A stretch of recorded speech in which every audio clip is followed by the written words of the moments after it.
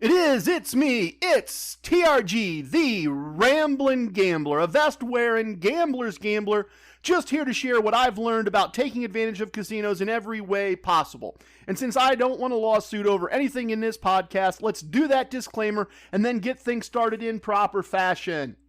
Non-binary persons, gentlemen, ladies, everything that goes bump in the night, including the ghost duck. This podcast discusses casinos and gambling. Don't gamble with money you need to pay bills. Don't gamble with borrowed money. Don't gamble with money you cannot afford to lose. Past results are not a prediction of future outcomes for any of us. If you have a gambling problem, contact your local problem gambling hotline. If you cannot find the hotline number, send an email to help@casinocombat.com. We will make sure that you have that number. Everything here is factual and accurate to the best of my ability. For entertainment purposes, names are changed to call signs. Stuff that happens but isn't interesting and doesn't change the final financial outcomes is often omitted to prevent listener boredom.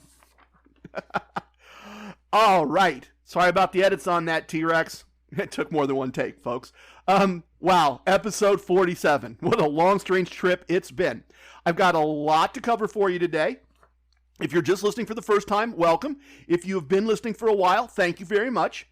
Billy with the great last name answered an excellent set of questions online last week, and I thought I'd share the questions and some of the answers we came up with in a question segment today.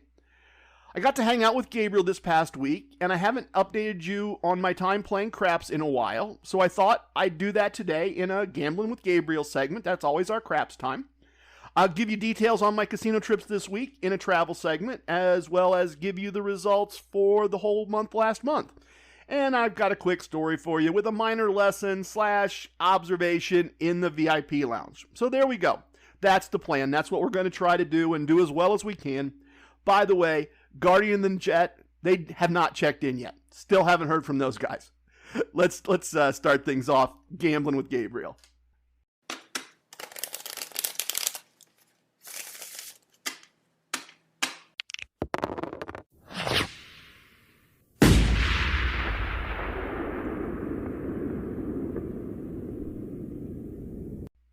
If you're new to things, Gabriel is a longtime friend that over the course of this podcast went from being a regular blackjack player to being a fairly regular craps player.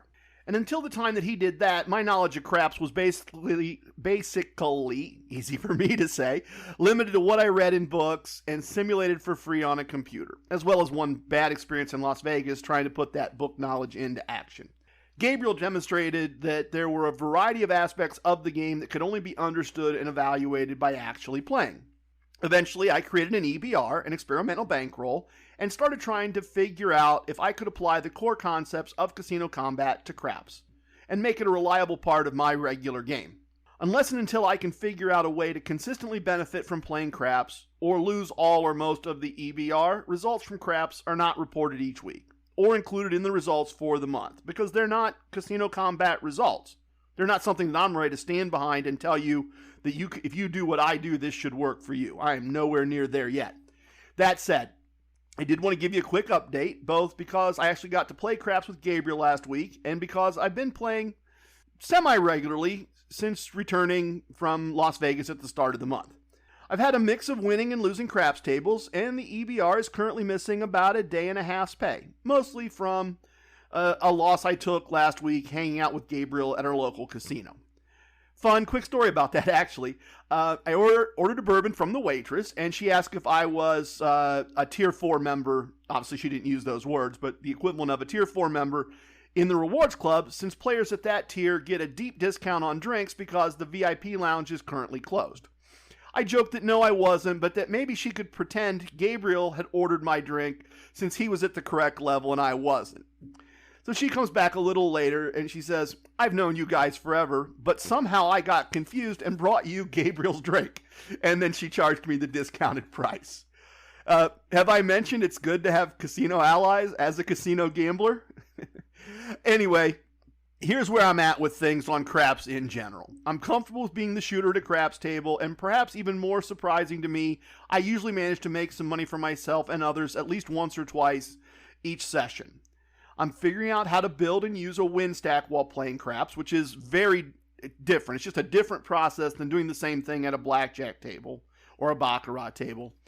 I figured out a couple different ways to put progressive and regressive elements into my wagering process, and I think I may be able to find something in that area that makes sense. I think I may be able to find a way to build those concepts into things. I'm starting to sort out the positive and negative exit points, and that's the part that I'm concerned about the most. As I'm seeing things at the moment, the positive exit number is meaningfully smaller than the negative exit number. And that probably doesn't work over time unless positive exits happen way more frequently than negative exits. I'm still sorting that out. Don't know if I can make that work. The tier points for craps continue to be an upside I wouldn't have anticipated, and I'm really seeing the benefits from. And it may be a reason for craps to be included in the Casino Combat Toolbox, regardless of some of the other factors being completely perfect. We'll see. Work in progress. Also, by way of an update, Gabriel modified his wager selection process last week, which is kind of saying who he bets on and how he bets, and continues to get more consistent in his throwing techniques. Either as a result of all that or simply because of random variation, he managed to leave with 4 nice wins in 4 consecutive visits over the past couple of weeks. If I can start reaching those results, we will have an addition to the official Casino Combat skill set, and Mrs. TRG will probably let me replace the ping pong table in the basement with a craps table. That'd be fun. That'd be expensive, but that'd be fun. All right, let's do questions my sons ask next. Billy with the great last name found some good ones last week, and I want to share those with you too. What? My sons ask questions, listeners ask questions, and sometimes the online communities we hang out in ask some great questions as well. That's what happened this week. Billy is part of a Caesars Reward Program online group, and another member posted an interesting question this week. It went something like this, and obviously I'm paraphrasing. My husband and I have been part of Caesars Rewards for years, coming to Las Vegas several times a year, but never reaching anything beyond platinum status. That's second tier in their reward system for those of you not familiar. We moved to Las Vegas last year, and now my husband is only 400 points from being diamond. That's the third tier. This is all new to us. How do we do this? And I thought Billy's initial response was a great one. He said, "Tell me what you want to accomplish, and I probably have an idea or 3. Do you want to just gamble enough between now and December to reach diamond? Do you want to reach diamond as quickly as possible, and you don't care about the money involved? Do you want to try to reach 7 stars? That'd be the top tier by December. Do you want to build comps, or do you just want more benefits?" And interestingly, someone other than the original author quickly jumped in and said, "I want to do diamond as fast as possible. I'm in a similar spot." Well, that's an easy one. Caesars Reward gives 5 tier credits for each $1 spent on hotel rooms and resort fees, and 1 tier credit per dollar for other items purchased at Caesars properties. Given the way pricing is right now, 1 night, midweek, staycation, with the hotel room and resort fees, you're going to be around $80.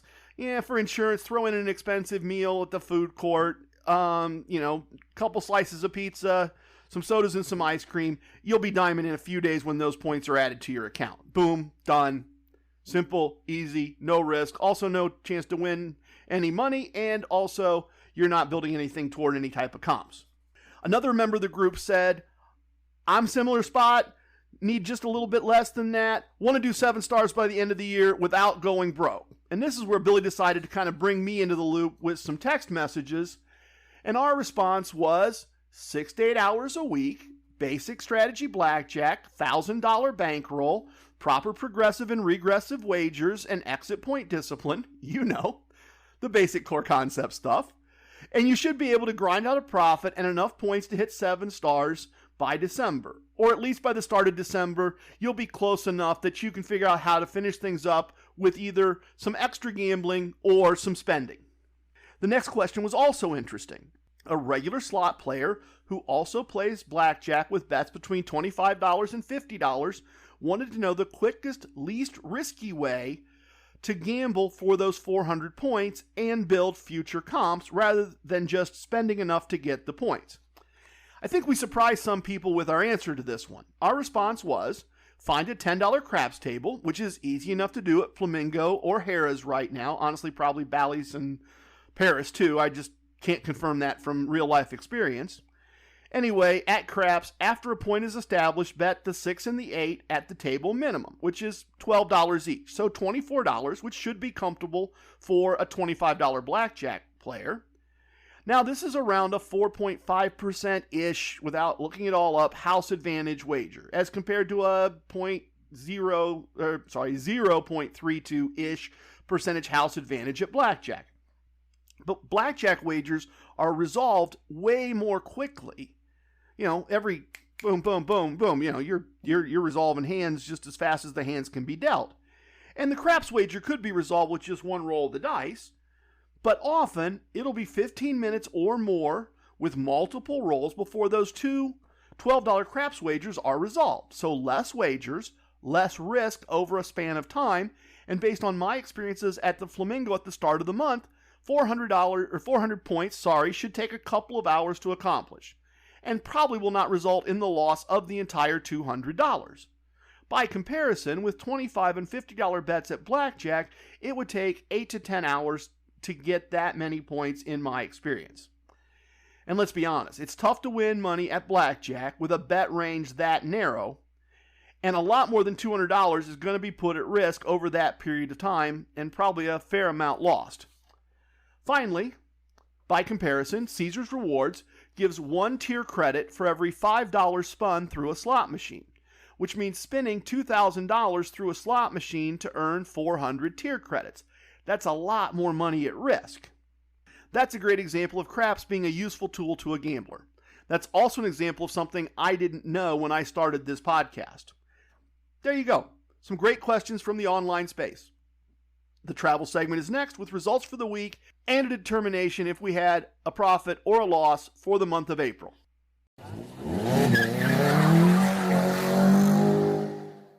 So last week set up a little weird. The first part of the week was the end of the month of April, and then the weekend was the start of the month of May. So as a result, I'll depart from my normal weekly results in the travel segment, monthly results in the VIP lounge approach, and just handle everything in this segment. I ended the month with a horrible visit to my local casino. I picked up some free slot play and won way more on that free slot play that they gave me using TRG slot strategy number 1. I managed to get a seat at a blackjack table, but lost 3 hands in a row with a double on the last hand for a quick and damaging end to the gambling for the month. Very frustrating. In fact, I also had a losing slot machine on my way out the door using TRG slot strategy El Numero Dos. So definitely kind of not the way you wanted to end your month, and not the numbers you wanted to add right at the end of a month. We started the new month with a trip to our home casino, Casino 2. Quick reminder, Golden Fan, Master of Details, and Keeper of Wisdom have all joined the inner circle because they managed to figure out the real name of my home casino using the clues included in the podcast, and some social media clues since the first day. Been there the whole time. They're there if you want to play. You're welcome to join them by figuring it out as well and sending me an email with your guess, which is your application to be a member of the group. We made a bit of a concession on this trip. We really did. Because of the Kentucky Derby on Saturday night, the hotel was sold out.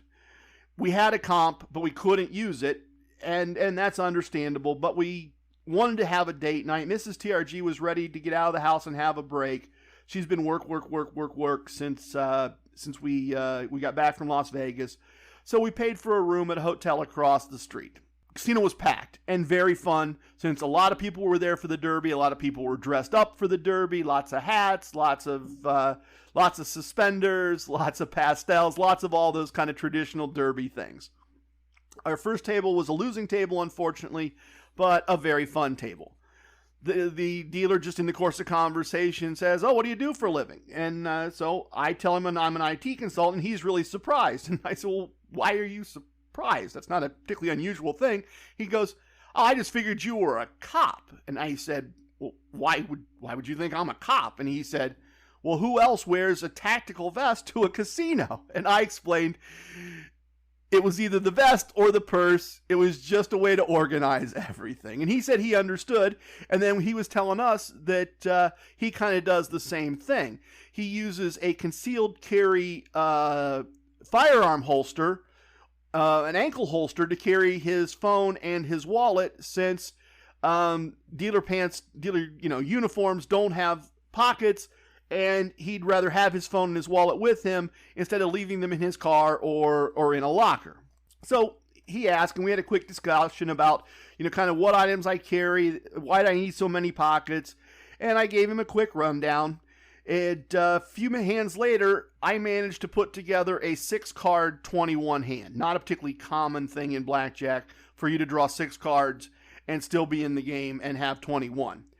And he said I had just MacGyvered my way to a victory. And just like that, for the rest of that table, I was simply MacGyver in a vest to the dealer and the other players. Fun way to spend some time, fun group. Wish we could have pulled a small win out of that one. So we ate dinner, and we paid for dinner with rewards points, so a comped dinner. And we played one more table and took another loss, and Mrs. TRG had a losing slot machine. And at this point, it's early, and things did start to get a little frustrating. We wanted to continue gambling. We were thinking we might even go upstairs for some fancy dessert and fancy martinis, and we just couldn't get a seat. Too many people, big crowd. We ended up calling it a night earlier than we would have liked, rather than just stand around in a crowd doing nothing and being frustrated. And going to depart from format just a little bit for the sake of sharing the entire story. I'm going to include Sunday in the week. And let's be fair. Let's be honest. Sometimes I do, sometimes I don't. I'm not very consistent. We had brunch at the casino on Sunday. Played one more blackjack table. Had a nice run. Won back what we had lost the night before and just a little more. So a very nice finish up to our trip. For the week, we lost and spent just a little more than one day's pay, which when you dig into the numbers comes down to the quick losing table at my local casino and the money spent on the hotel room. Honestly, keep that cash from the hotel room, add the value of the room comp, and it's a winning week on paper, just not in cash, but in terms of stuff received versus lost and spent, would have been a winning week. Let's see. Look, before I break down the month for you, please remember that these are modest results from very modest gambling. Hang around online forums and you'll see plenty of people receiving offers for comped suites for 4 nights in expensive hotels, hundreds of dollars in free slot play, hundreds of dollars food and beverage credits. I'm not gambling at that level. I'm not getting those offers. I'm not bragging about any of this. I'm just determining if we won or lost the month based on the criteria of the podcast. So let's take a look. We're going to once again use the metaphor that a day's pay is exactly $1 American. So I've converted all the results from my spreadsheet using that standard. To understand what this would mean in your life, positive or negative, figure out what you earn a day and multiply it by the numbers I'm about to give you. Here we go. We won 64 cents playing blackjack, 43 cents playing slot machines with our own money, and 29 cents playing slots with free slot play we were given. So $1.36 won this month using casino combat techniques, strategies, and systems. Bottom line, we won cash money gambling. And by the way, this is another month where the slot strategy I invented again won us money. It's been that way every month except one since I started this podcast. I don't know of anyone else that can make that claim, and I certainly don't know anyone that can back up that claim with months of records of every machine played. Honestly, this has worked so well for so long that probably anyone else would be hyping it and selling the information. That's not me. That's not what I'm about. That's not why I'm doing this podcast. It works for me and Mrs. TRG. We've tested it extensively. It works for Billy with the great last name. It works for T-Rex. In addition to generating cash money, it generates free play and points. If you want to know how we play slots, I explain the entire thing in an ebook that I wrote.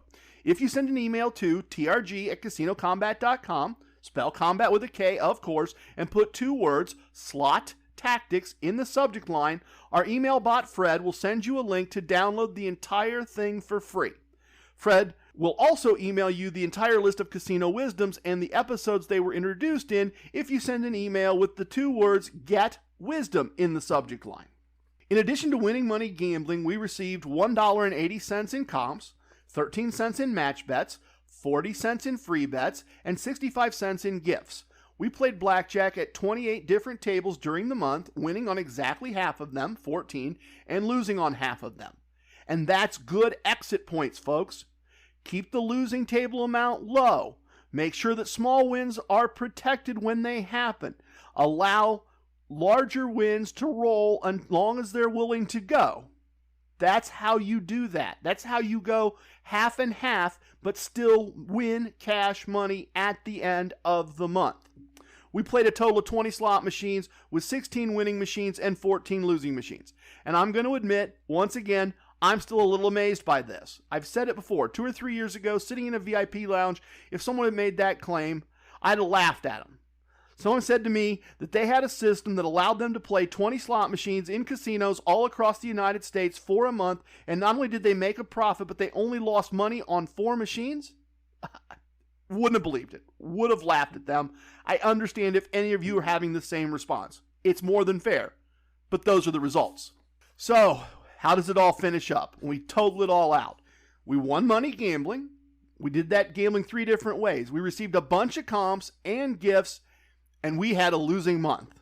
I think it's the first official fully losing month ever in the history of the Casino Combat podcast. The final lost and spent number is $2.53. And I'm sure some of you saw that coming over the last 4 episodes. Some of you have been expecting and predicting this, and that is wisdom, honestly.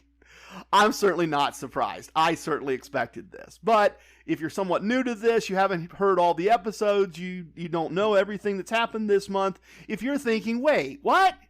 You won money. You got all this free stuff. How did you have a losing month? It's simple. I bought plane tickets for 2 people to go to Las Vegas. I bought suite upgrades because they were cheap and the rooms were fun. I kept a promise to my wife, and we flew to the Grand Canyon for happy hour. It's officially a losing month because we spent more than we won or received in free stuff from the house. Those are the rules of the podcast. But all the winning made everything we bought cheaper. We were good enough at gambling to live a crazy week in Las Vegas at a discount, and over the time I've been doing this podcast, we are still way ahead in cash. Take an Uber from the airport to the casino instead of a Tesla limo. No suite upgrades, no Grand Canyon trip. Happy hour at the Bird Bar instead of at the Sky Lounge. And we'd have had an officially, by the rules of the podcast, profit this month. It would have been easy to do. It wouldn't have been difficult. We just decided we cared more about the things we wanted to do, and we had the money to spend on doing them, than we cared about proving once again that we could do this and make a profit this month. We put experiences and time together ahead of proving the theory this time. And I'm being honest, I'm being transparent, and I'm telling you that right here. But I'm also telling you that you could have been us, and you could have made money this month by just making a very small number of different choices. Speaking of lounges, let's move on to the VIP lounge and wrap things up with a quick drink and a story.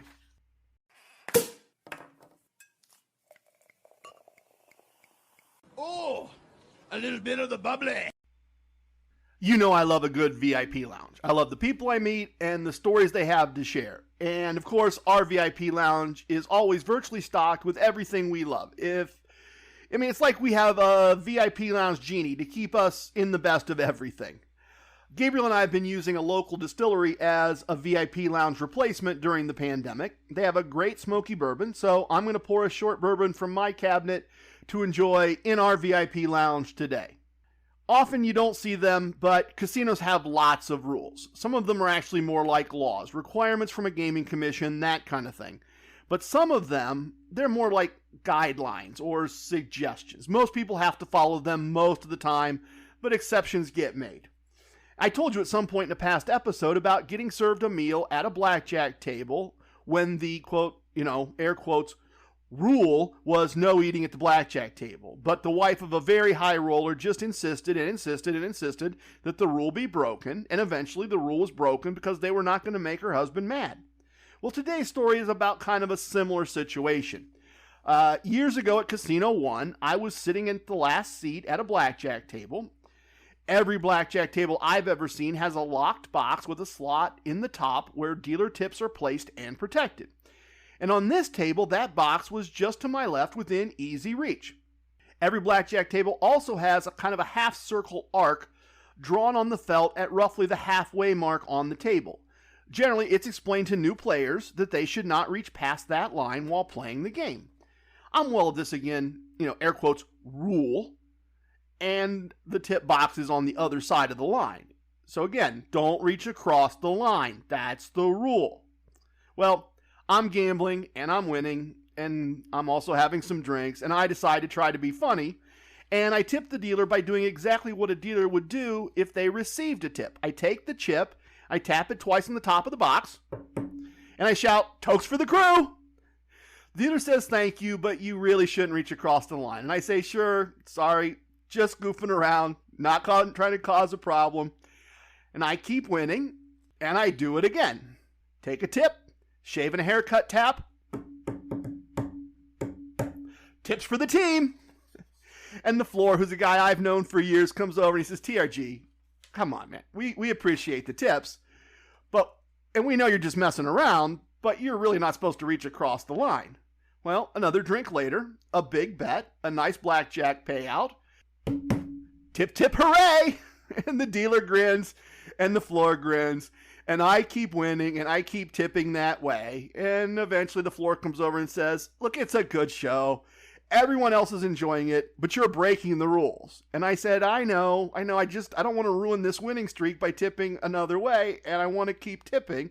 I said, but I can leave, or I can stop tipping, and I can do that. And the floor says, TRG, it's my job to tell you to stop breaking the rules. I've done my job. So it's pretty clear at this point that they're not going to enforce this rule for me tonight unless someone from surveillance calls down on the phone and starts making a big deal out of things. At least not this crew at this time. No one wants the tips or the streak to end. Also, keep in mind that this same casino knew me well enough at this time to have me be both a player and a floor supervisor for a couple tables for 20 minutes. They knew me pretty well. The last kind of funny part about this particular evening was that before the streak ended, a new floor supervisor rotated in to replace the first floor supervisor. Time for somebody to take a break. So as he's getting ready to leave, he says loudly enough for me to hear, by the way, TRG keeps breaking the rules by tipping us a lot of money directly into the tip box. I've told him twice that he is breaking the rules, so he has been warned and informed. He's also on a nice winning streak, but he's been warned. The next time a tip happened, the new floor just grinned and shook her head. I didn't make a habit of it once the streak ended. I'm sure it would be tougher to get away with today because I'm not the same kind of regular that I used to be, but it's a fun story and a great example of the idea that in casinos, many rules are made to be broken by the right player in the right situation. If you're playing the casino chip game, there are 7 of them, lucky number 7, in this episode of the podcast. Please tip your waitresses, tip your bartenders, tip your dealers. Remember, our casino wisdoms: don't tip away your wins, folks. I have spoken. Everything you heard here is true from a certain point of view. It's time for leaving, and I hope you understand I was born a ramblin' man. Love it, hate it, it don't matter. Please share with your family and friends. Goodbye, folks. Thanks for listening, everyone. I appreciate it.